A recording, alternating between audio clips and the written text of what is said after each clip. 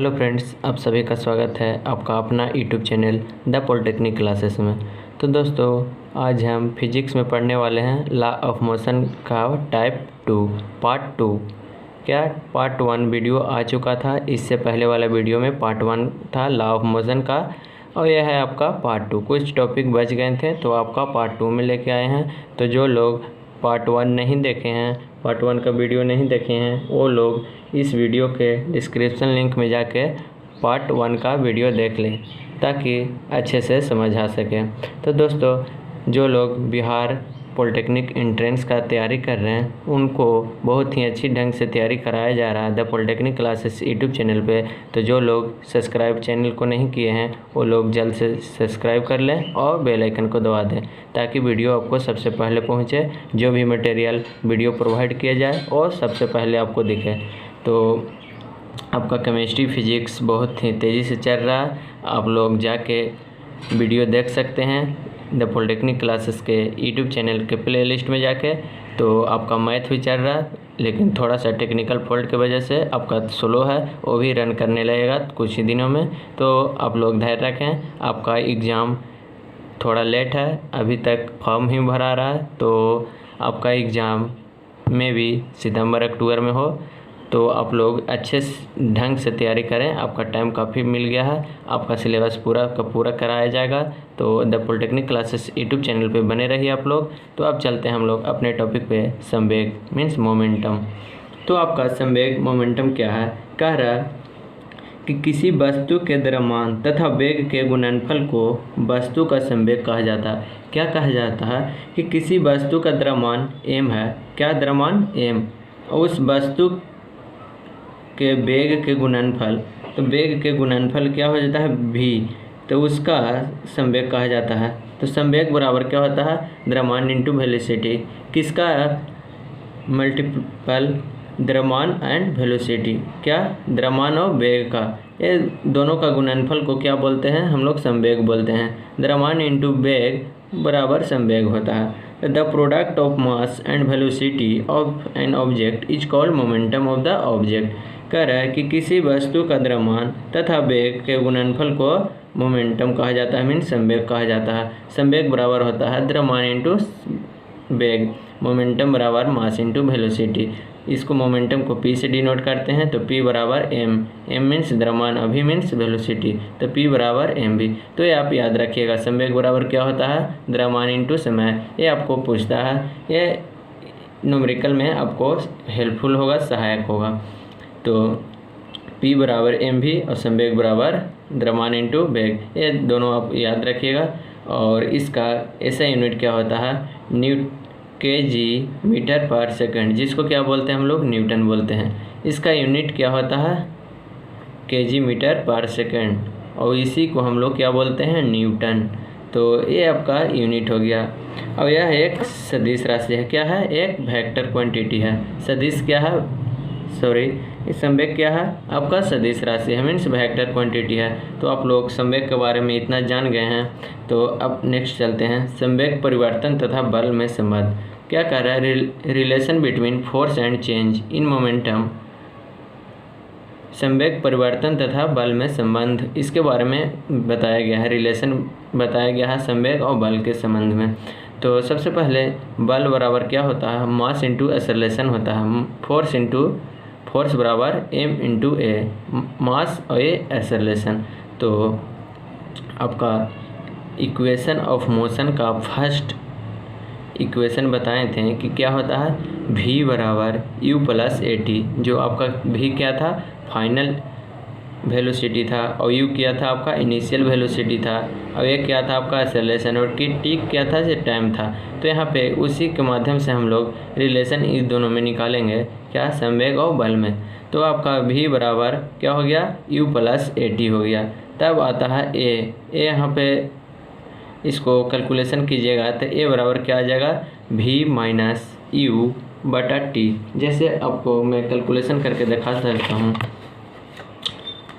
f बराबर क्या, a में, तो v बराबर u प्लस ए टी, आपका फर्स्ट इक्वेशन से, फर्स्ट इक्वेशन ऑफ मोशन। तो इसको इधर कर देते हैं तो v माइनस यू बराबर क्या हो जाएगा 80 हो जाएगा। तो v माइनस यू बटा टी बराबर क्या हो जाएगा a। इतना तक आप लोग जान गए हैं। तो a को इधर लिख देंगे तो v माइनस यू बटा टी, कोई दिक्कत। तो इसी तरह से हमको यहाँ पे निकाला गया। अब आता है बल F बराबर, तो F बराबर क्या होता है आपका a में होता है। तो a के जगह पे क्या रखेंगे, इतना रखेंगे। तो m into V minus U बटा टी। तो इसी के बारे में हम लोग को यहाँ पे लिखा गया है। अब चलते हैं नेक्स्ट, एम भी दोनों में गुना कर देते हैं, एम यू बटा टी। यही आपका संवेग में परिवर्तन की दर होगा। संवेग में परिवर्तन की दर, ये आपका टोटल कैलकुलेशन निकल के आ गया, M V minus M U बटा टी। तो ये आपका क्या हो गया, मास हो गया। ये आपका फाइनल वेलोसिटी, ये आपका मास हो गया सेकंड मास, ये आपका इनिशियल वेलोसिटी बटा टाइम। तो इस तरह से यहाँ पे दिया गया है कि F बराबर M into V minus U बटा टी। तो इसको जब दोनों में गुना किए तो क्या आ जाएगा, M V minus M U बटा टी। ये आपका संवेग में परिवर्तन की दर के बराबर होगी। क्या होगा, ये फार्मूला, ये इक्वेशन क्या हो जाएगा, संवेग में परिवर्तन की दर के बराबर होगा। सॉरी वीडियो नहीं दिखा था, अब देखिए, ये संवेग में परिवर्तन की दर के बराबर हो गया इक्वेशन, ये फार्मूला। तो अब नेक्स्ट चलते हैं हम लोग।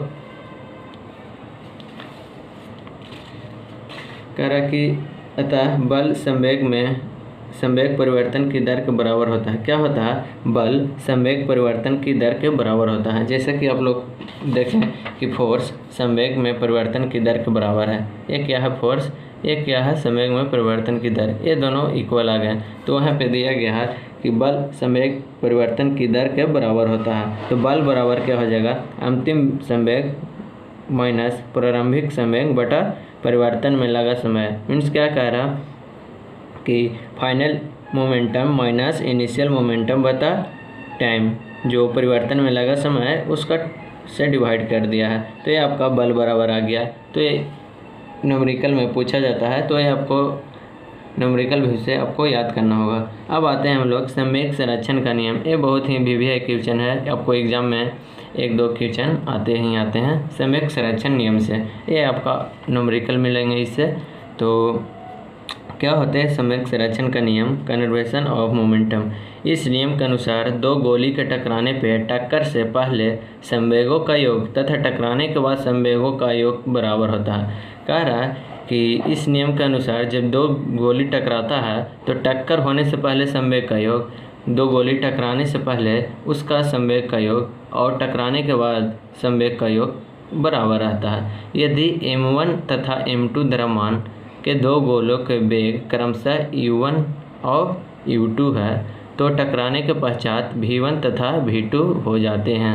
कह रहा है कि m1 और m2 के द्रव्यमान है, क्या था, m1 और m2 दो द्रव्यमान है और दो गोलों का वेग क्रमशः क्या है, वेग u1 और u2 है।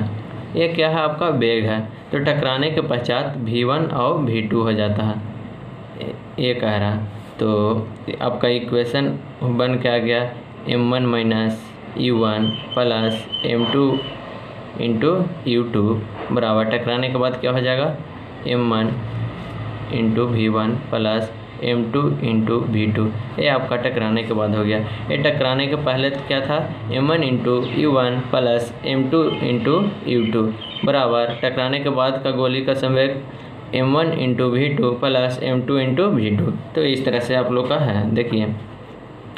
तो अब आते हैं, यदि किसी वस्तु का बाह्य बल शून्य हो, क्या कह रहा है कि किसी वस्तु का बाह्य बल शून्य होगा तो वस्तु का प्रारंभिक एवं अंतिम संवेग बराबर होगा। कह रहा है कि इनिशियल और फाइनल मोमेंटम बराबर हो गए, मीन्स इक्वल हो गए। किसी बाह्य बल शून्य होगा तो अर्थात संवेग नियम रहता है, यह संवेग संरक्षण सिद्धांत कहलाता है।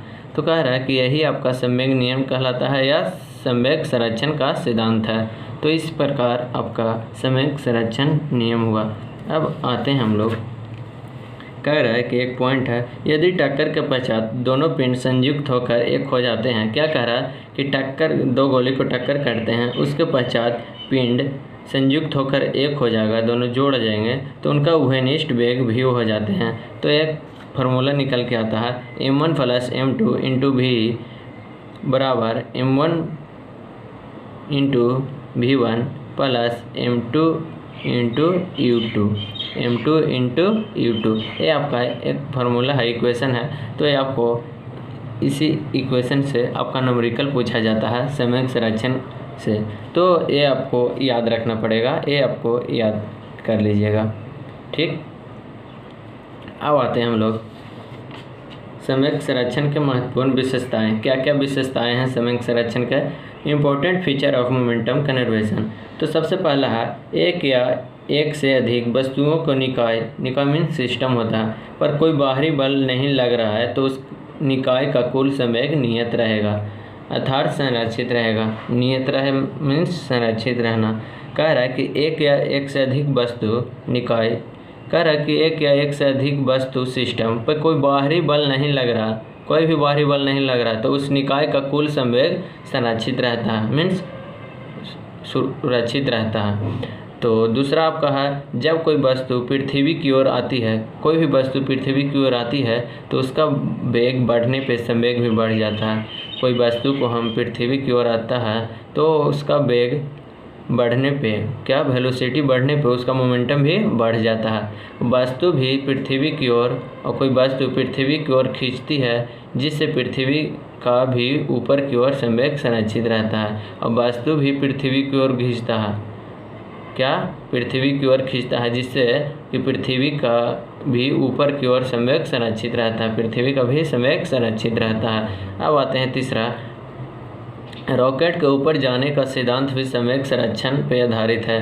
तो आपको पूछा जाता है एग्जाम में, इससे VVI है कि आपका एग्ज़ाम में बिहार पॉलिटेक्निक एंट्रेंस एग्ज़ाम में बहुत बार पूछा गया है कि रॉकेट सिद्धांत किस पे है, तो ये आपका संवेग संरक्षण पे है, संवेग संरक्षण पे आधारित है रॉकेट सिद्धांत। कह रहा है कि रॉकेट के ऊपर जाने का भी सिद्धांत भी संवेग संरक्षण पर आधारित है। रॉकेट से गैस अत्यधिक वेग से पीछे की ओर निकलती है। रॉकेट जब जाता है तो गैस अत्यधिक वेग से पीछे की ओर निकलता है जो रॉकेट के ऊपर उठने के लिए आवश्यक प्रदान करता है। तो यह आपका 3 फीचर हैं संवेग संरक्षण के। अब आते हैं हम लोग रेजिस्टेंस फोर्स, प्रतिरोधक बल। ये क्या है तो देखते हैं कि यदि कोई पिंड बालू, रेत आदि पे गिरता है तो वह अपने भार W बराबर mg, ये क्या हो गया, वेट बराबर मास इंटू ग्रेविटी mg।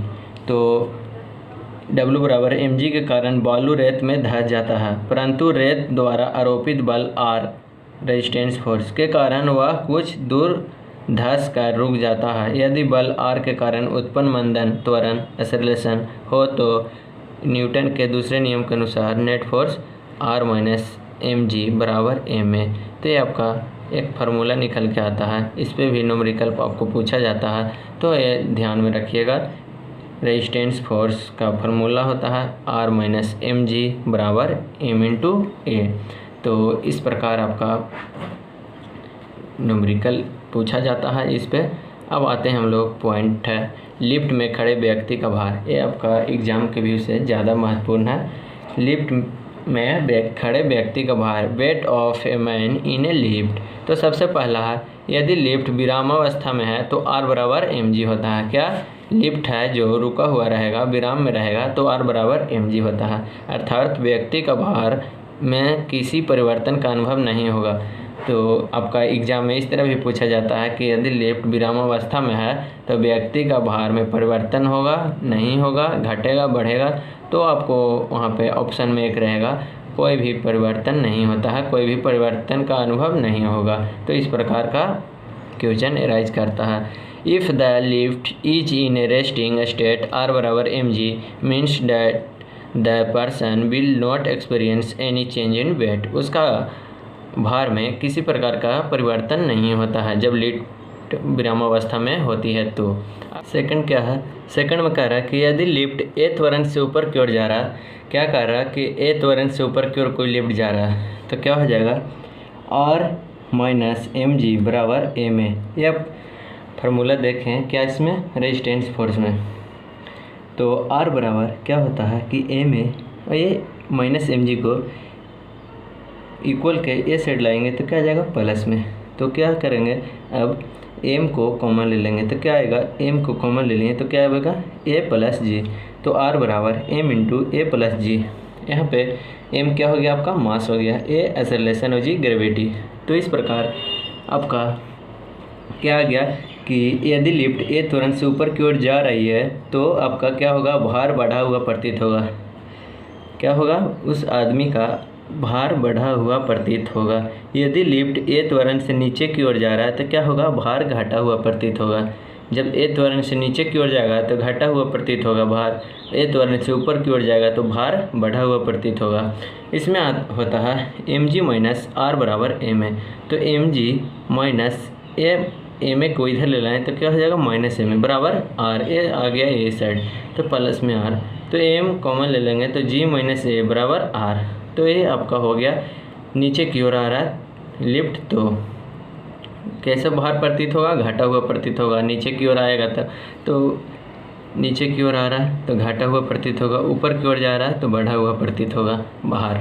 तो अब आता है चौथा पॉइंट, क्या कह रहा है कि यदि लिफ्ट की डोरी टूट जाए, क्या कह रहा है कि डोरी टूट जाता है लिफ्ट का तो जी त्वरण से नीचे गिरेगा, धम सुन गिरेगा नीचे। कह रहा है if the lift cords break it will fall below g acceleration, g त्वरण से नीचे की ओर गिरेगा। तो R बराबर आपका हो जाता है 0 जब डोरी टूट जाता है, और जी त्वरण से नीचे की ओर जब लिफ्ट गिरता है तो R वहाँ पे हो जाएगा 0, अर्थात व्यक्ति का भार शून्य होगा। क्या हो जाएगा, व्यक्ति का भार शून्य वहाँ पे हो जाएगा। That means the weight of person it will be 0, तो वहाँ पे शून्य हो जाता है। तो अब आते हैं हम लोग नेक्स्ट, कह रहा है कि किसी वस्तु के भार में परिवर्तन। नेक्स्ट पॉइंट है किसी वस्तु के भार में परिवर्तन किस तरह से होता है, variation in the weight of a body. तो आपका पहला है चूँकि जी का मान विषुवत रेखा पे न्यूनतम होता है। क्या है, जी का मान विषुवत रेखा पे न्यूनतम होता है। तो ये आपका पॉइंट एक है कि विषुवत रेखा पे जी का मान कैसा होता है तो न्यूनतम होता है। ये आपका एग्जाम में पूछा जाता है। ध्रुव पे महत्तम होता है, ध्रुव पे जी का मान क्या होता है महत्तम, मीन्स सबसे अधिक होता है। अतः भार भी विषुवत रेखा पे न्यूनतम और ध्रुव पे महत्तम होगा। कोई भी वस्तु का भार क्या कह रहा है कि जी का मान विषुवत रेखा, ये आपका फर्स्ट पॉइंट है क्या, विषुवत रेखा पे जी का मान क्या होगा न्यूनतम होगा, मीन्स सबसे कम होगा, और ध्रुव पे सबसे अधिक होगा मीन्स महत्तम होगा। तो भार भी विषुवत रेखा पे न्यूनतम होगा और ध्रुव पे भी महत्तम होगा। तो ये आप याद रखिएगा, आपका महत्वपूर्ण पॉइंट है। अब आता है चूँकि पृथ्वी के सतह के ऊपर जाने पे जी का मान घटता है। क्या कह रहा है कि पृथ्वी के सतह के ऊपर जाएगा तो जी का मान क्या होता है घटता है, अतः भार भी घटेगा। कोई भी व्यक्ति जी पृथ्वी के सतह से ऊपर जाता है तो उसका क्या होता है कि जी ग्रेविटी क्या होता है जो घट जाता है, इसलिए उसका वेट भी घटेगा, भार भी घटता है। क्योंकि पृथ्वी की सतह के नीचे जाने पे जी का मान घटता है, और पृथ्वी के नीचे भी जाएंगे तो हमारा जी का मान घटेगा, ग्रेविटी का मान घटेगा, अतः भार भी हमारा क्या होगा घटेगा। अब नेक्स्ट पॉइंट है लास्ट पॉइंट कि चूँकि पृथ्वी के केंद्र पे जी बराबर 0 होता है, ग्रेविटी बराबर 0, अतः भार बराबर भी क्या होता है 0 होता है। तो इस प्रकार आप लोग किसी वस्तु के भार में परिवर्तन के बारे में 4 पॉइंट पढ़ें तो आपको चारों के चारों बहुत ही इंपॉर्टेंट है। सबसे पहला इंपॉर्टेंट, जी का मान विषुवत रेखा पे न्यूनतम होगा मीन्स सबसे कम होगा। सेकंड पॉइंट आपका है ध्रुवों पे महत्तम होगा, ध्रुव पे जी का मान क्या होगा सबसे अधिक होगा। और क्या आ गया आपका, भार भी विषुवत रेखा पे न्यूनतम होता है और ध्रुव पे महत्तम होता है। और तीसरा पॉइंट, चौथा पॉइंट आपका है कि पृथ्वी की सतह ऊपर जाने पे जी का मान घटता है और इसलिए भार भी घटता है, और पृथ्वी के सतह के नीचे भी जाएंगे तो जी का मान घटेगा अर्थात भार भी घटेगा। तो ऊपर या नीचे जाने पे, पृथ्वी के ऊपर जाइए या नीचे जाइए, आपका जी का मान घटेगा अर्थात भार भी घटेगा। तो इस प्रकार आप लोग देखें variation in the weight of a body का पॉइंट। अब आते हैं हम लोग घर्षण फ्रिक्शन। फ्रिक्शन क्या होता है, घर्षण क्या होते हैं, तो इसका डिफिनेशन है इस प्रकार। जब कोई वस्तु किसी दूसरी वस्तु की सतह पर सरकती है, कोई भी वस्तु है किसी दूसरी वस्तु पर सरकता है या लुढ़कता है या चलने का प्रयास करता है, तब स्पर्श में सतहों के बीच घर्षण बल उत्पन्न होता है। तब क्या होता है, घर्षण बल उत्पन्न होता है, जो गति के विपरीत दिशा में हमेशा कार्य करता है। क्या करता है, उसको गति की विपरीत दिशा में हमेशा कार्य करता है। कोई भी वस्तु है, जिस प्रकार ये सड़क है, यहाँ पे कोई वस्तु है, सड़क है, यहाँ कोई वस्तु है, इस दिशा में जा रहा है, तो घर्षण किस दिशा में अप्लाइड होगा, इस दिशा में, तो ही ये आगे बढ़ पाएगा। अपोजिट डायरेक्शन में जिस दिशा में कोई वस्तु चलती है उसका अपोजिट दिशा में क्या होता है, उसका घर्षण होता है। यहाँ पे दिया हुआ है, जब कोई वस्तु किसी दूसरी सतह पे सरकती है या लुढ़कती है तो या चलने का प्रयास करती है, तब स्पर्श में सतहों के बीच घर्षण बल उत्पन्न होता है। इसमें क्या होगा, घर्षण बल उत्पन्न होगा। तब स्पर्श में सतहों के बीच घर्षण बल उत्पन्न होता है, जो गति के विपरीत दिशा में होता है। इस इधर की गति है तो क्या करेगा, घर्षण इधर उत्पन्न होगा।